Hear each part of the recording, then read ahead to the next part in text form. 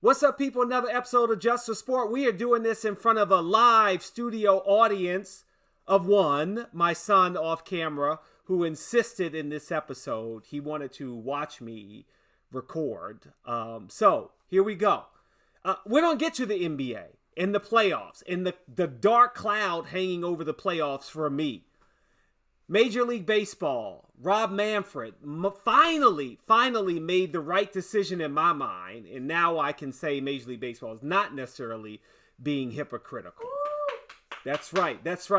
The NHL, are my Caps done? The Carolina Hurricanes are just running through the Caps. I'm really saddened by what's happening, but I still have faith, but it's a long shot. Yeah, definitely a long shot. And finally, the NFL schedule is out, and there is one game that I am trying my hardest to get to. But I got to convince the wifey to let me go. But I'm going to try. Hey, not quite. It might happen, little guy. All right, let's start with the National Basketball Association. I've enjoyed the playoffs. It looks like my predictions for who are going to win the NBA title are definitely done. I had the Cavs winning it all over the Clippers. The Clippers are out, but the Cavs are still alive just by a hair. But it's the injuries that have destroyed the playoffs for me. First, Damian Lillard goes down for the Milwaukee Bucks. They were eliminated, rightfully so, by Indiana. But then you now have Donovan Mitchell, who's questionable for Game 5. You've got Jason Tatum, who is out for the season. And I'm talking about next season. Breaking news. He has a ruptured Achilles, and he is done, just like Damian Lillard. And that is unfortunate because now you also understand that the Celtics have to be looking at 26 and 27 to get back to that championship level. I'm sure no team would ever say, hey, we're done, we're going to quit. I'll give you that. But they're just not healthy. They're really not healthy. The Cavaliers are not healthy against the Pacers, right? Donovan Mitchell hurt his ankle. He's questionable for Game 5. But they also have other players. DeAndre Hunter, Mobley, Darius Garland, who are just really not 100%. And it's shown in these games. And now the Indiana Pacers are up 3-1 with a chance to eliminate, as I'm recording this. Maybe they'll be eliminated by the time maybe you're hearing or watching this. But that's really unfortunate. And then you look at the Golden State-Minnesota series. Minnesota's up 3-1, but we know it's because Steph Curry's out, right? If Steph Curry was playing, I think this series would at least be 2-2. And that's not me going out on a ledge there, but I think you could also see Golden State up 3-1 because they stole Game 1 in Minnesota. And now they're down 3-1, and I just didn't see anything out of Draymond Green or Jimmy Butler or the rest of the team that would suggest that they could beat the young upstart Anthony Edwards, the young star Minnesota. They're on the rise. That's right. Minnesota's on the rise. Then you've got Denver, Oklahoma City. The series is tied 2-2, and you have arguably the two best players in the NBA in SGA, Shai Gilgeous-Alexander, and Nikola Jokic on the Denver Nuggets. Now, look, Nikola Jokic said, hey, we got some woes here. We're not doing very well shooting-wise. Nikola Jokic had maybe his worst game of the season in Game 4. For him, at least. He talked about it. But it's still 2-2, so they have a chance. Now, Oklahoma City, they've got home court advantage again, so I am curious what will happen when they play their game on Wednesday. I'm devastated, though, because I don't want to take anything away from the New York Knicks, because I think that they have played gritty basketball. Not great basketball, but gritty, tough New York Knicks basketball, and that's kept them in it. Jalen Brunson's amazing. The defense by Mikal Bridges in game 2 and 3 were just spectacular in the last play of the game, the way that they won those games, which is great. I think we will see the New York Knicks against the Indiana Pacers in what is a classic 1990 scrappy battle, and I think you will get that this year as well. I just think they're done. Cleveland, they're going to have to look to next season, but this is the second playoffs in a row that they have not been healthy. And that's really sad for them to go out like this. I know it's not over. I know they've got another game at home, at least maybe 2 games, but it's a tall order. It really is a tall order. And when I now recalibrate for what team will win the NBA championship, I do think it's probably going to be, and it might not be that great of a series ratings-wise, but I'm leaning towards Indiana against Minnesota. And you could say Indiana against Oklahoma City. And you know what? It probably will end up being that, or Denver. But that's tough because I know I just gave you 3 Western Conference teams, but I think any one of them can win it. Probably the weakest one might be Minnesota, but they've got length. They got Anthony Edwards. And it's going to be fun to see that Western Conference Finals. I think it will be in the East as well. Now, my big gripe is the NBA draft lottery. I couldn't watch it live. So my surprise when I got the text that the Dallas Mavericks got the number 1 pick. Come on, NBA. You have dealt with fans not trusting the league for a long time, especially with the NBA lottery saying it's rigged. All the way back to Patrick Ewing with the Knicks. Orlando Magic somehow miraculously getting the number 1 pick, getting Shaquille O'Neal and Penny Hardaway when they were a young upstart Orlando franchise. The Cleveland Cavaliers, right, to get LeBron James, miraculously get the number 1 pick when LeBron James is out. Then LeBron James leaves for Miami. Cleveland's hurt. Let's give him the number 1 pick. I think it was maybe even 2 years in a row. Come on. With Dallas, right? This is what we're going to do. We know the Dallas Mavericks made arguably the worst trade in NBA history, getting rid of a young superstar in Luka Doncic. Nico Harrison and the ownership group made arguably the worst mistake. And the reason why it was a mistake, not just because you traded him, but even Nico Harrison at the end of their season when they were eliminated from the playoffs. Oh, I didn't know to the extent of how much Luka Doncic meant to this fan base. Come on. That's the one thing you had to know as a general manager.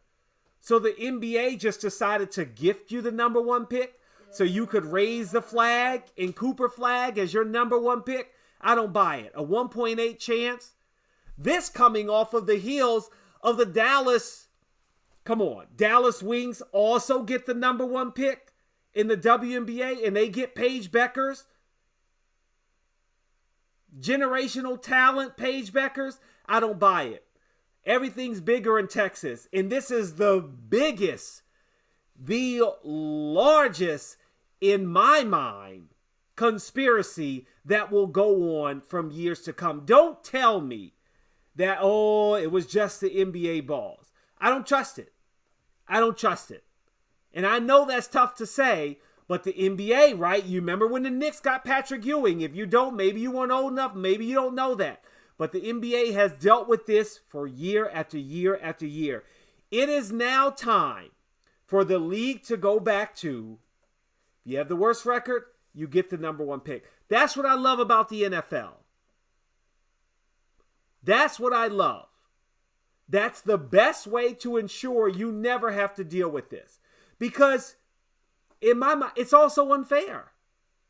Why should Dallas get a number 1 pick?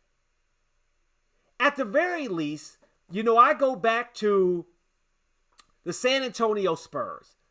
David Robinson got hurt. They end up getting Tim Duncan in the draft. I think it was Klay Thompson and Steph Curry that got hurt. Golden State ends up with the number 1 pick. They get James Wiseman. I was okay with that, even though we knew you were going to get your stars back and they were potentially setting themselves up for the future, which I said that they were doing by having that pick. But the bottom line is I was okay with that because they were really bad teams. In this case, come on, man. You're going to get Kyrie back. You're going to have Anthony Davis. And now you're going to get Cooper Flag. And Dallas is set. They're set possibly for the next 2, 3, 5 years. I think they could make a run for the championship next year if they stay healthy. Because that is a squad.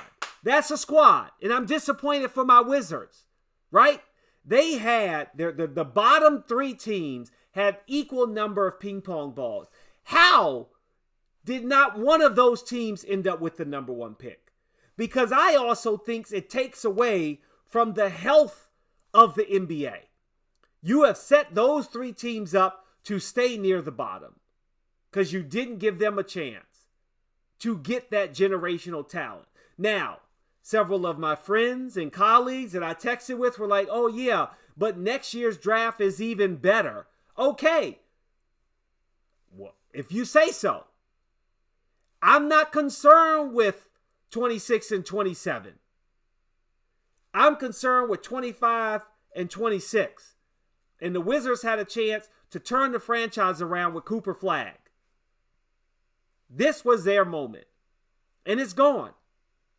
It's gone. And I don't like it. I don't like it. And of course, the NBA puts out a video showing, oh, here are the picks. I just can't do it. Can't do it. I can't get with it. I am so disappointed and saddened. My heart goes out to Jason Tatum, Steph Curry, Damian Lillard, Donovan Mitchell, even though he's questionable and may be able to play. But this isn't the way you want to go out. This just isn't the way you want to go out. I know that. I know that, and you know it too. All right. What you also know if you're following sports today, Pete Rose and Shoeless Joe Jackson are being reinstated by Major League Baseball. Rob Manfred wrote in a letter to Jeffrey Linkoff, who is the attorney for Pete Rose, quote, obviously, a person no longer with us cannot represent a threat to the integrity of the game. Moreover, it is hard to conceive a penalty that has more deterrent effect than one that lasts a lifetime with no reprieve. Therefore, I have concluded that permanent ineligibility ends upon the passing of the disciplined individuals, and Mr. Rose will be removed from the permanently ineligible list. So Pete Rose is going to the Hall of Fame. And the all-time hit king, Shoeless Joe Jackson, both, they have to go into the Hall of Fame. Now, here's the thing. I know what they did is unforgivable. You bet on baseball while you were playing. You bet on your teams. You bet against your teams. And you can't do that. But I also think that where we are, because there were also, with Shoeless Joe Jackson, there were other White Sox players that were banned from professional baseball in 1921 by the first commissioner Kennesaw Mountain Landis, because they fixed the 1919 World Series, which is a no-no. But where we are today with gambling, the amount of money that the leagues and the gambling outfits are making off of the sport, it's hypocritical to now turn up your nose at those that have gambled against current players. No, do not gamble. That is wrong. I will give you that. 100%. 100%. But I like what Rob Manfred is doing. And it's been a long time that Linkoff and the Rose family have been petitioning for Pete Rose to go into the Hall of Fame, and now he will posthumously. And I expect Rose and Jackson to both get in. And it's the right thing to do. He died in September at the age of 83 in 2024. And his legacy will be marred. There's no doubt about that. Same for Shoeless Joe Jackson. But it's I think it'll be a weight lifted. It'll end the conversation. It'll be a moot point to continue to talk about Pete Rose and Shoeless Joe Jackson that way.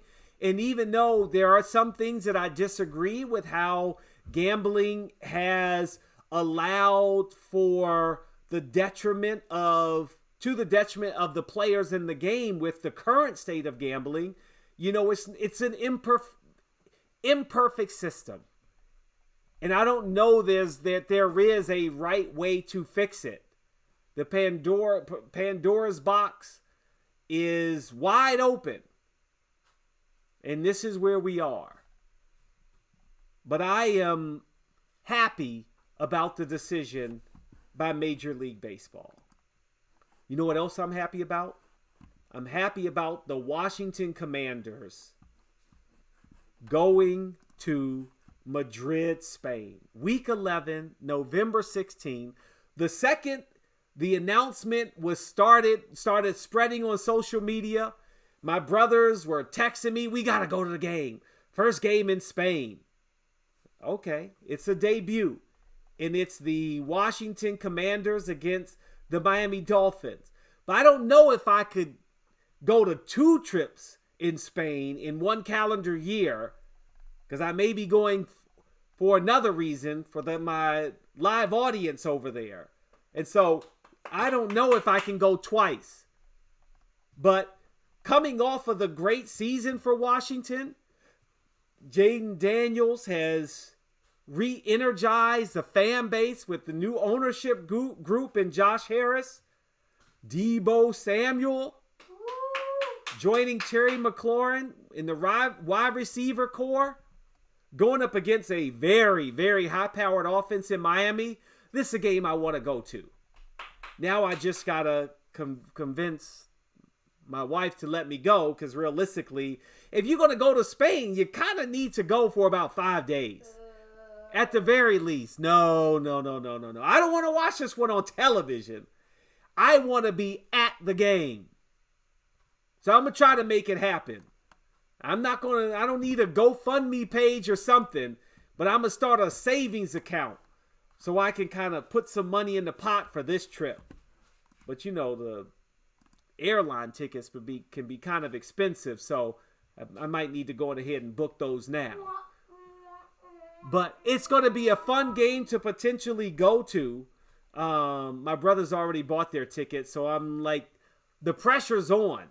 The brotherly pressure is on to see if I'm going to go. Now, our fourth brother is not a Washington Commanders fan, nor a Miami Dolphins fan, so we don't even need to count him in the equation because he wouldn't go. And he's relishing in his Philadelphia Eagles Super Bowl championship. So he's good. What I'm not good with is what's happening to my Washington Capitals. I think they're done. And I'm really, really bummed about that. But losing to the Carolina Hurricanes again, they are just not playing their best hockey. And Alex Ovechkin hasn't been playing well either. I know he is excited about being the top scorer in the National Hockey League.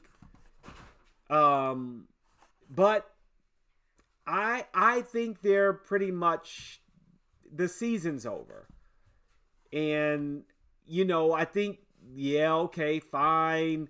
There's a chance that NHL teams are able to come back from 3-1 deficits. It's happened a lot. I don't see it. And I think this is Connor McDavid's time to shine. They're up 3-1 on the Vegas Golden Knights, the Edmonton Oilers, that is. The Vegas has said that, hey, the odds are against us. We've got some calls against us. But it's a new league. It's a new league. And I could see the Edmonton Oilers getting to the championship game. And I very well think this might be an almost all Canadian championship. So on the other side of the bracket, you've got the Winnipeg Jets against the Dallas Stars. Dallas is up 2-1. So, yeah, they play tonight. Let's see what happens. You got on the other side, Toronto Maple Leafs. They're tied in their series against the Florida Panthers. And as I mentioned, the Capitals, who were the best team in the conference, are down 3-1 to the Hurricanes. Next game is May 15th. It's not looking good. It's not. And I'm bummed because, yeah, my gut check pick, but I was also going with my heart. I said this was the year of the Caps. I thought they could do it. And it's just not going to happen. It's not going to happen. Carolina is now the favorite, and I think that, yeah, they're going to win. But, I haven't had good luck with watching hockey games either. I keep missing the great goals. In overtime, one time I was turning the TV off downstairs, and I was going upstairs. In the 40 seconds that it took me to get the TV on and change the channel, the game was over. And that's happened like 3 times for me. So I'm kind of done with hockey. And I'm done with hockey anyway because the Caps aren't going to be in it. I'm going to watch on TNT. And hopefully they win this game and at least make it 3-2, and maybe it's another series. You always think about who has more of the pressure, the team that's up or the team that has the elimination game, because, when you get backed into a corner, sometimes you play better. Sometimes you do. So, hey, I'm going to keep hope alive and hope that they somehow can turn it around, but it's not likely. It's not likely. You never know. You never know. But I'll still enjoy it. Let's go, Caps. Woo! Thank you to my live studio audience of 1. That'll do it for Just for Sport. I'm Jamoke Davis. Ciao for now.